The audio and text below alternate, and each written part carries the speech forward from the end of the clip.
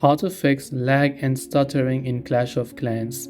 If you want to fix lag and stuttering in Clash of Clans, it is fairly simple to do so. Now first, we want to make sure that it is not due to our slow internet connection. Make sure that you're connected to a very reliable and strong internet connection before you play the game, because this is a server based game and it requires internet connection to be played.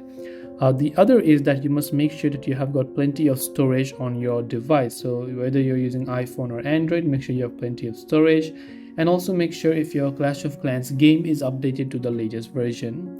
Now when you've done that, last but not the least, once you launch Clash of Clans, tap on the gear icon from the bottom right of the screen right there. Then when you do that, from the bottom go to this option that says more settings and just tap on it. From more settings, you'll find this option called higher frame rate.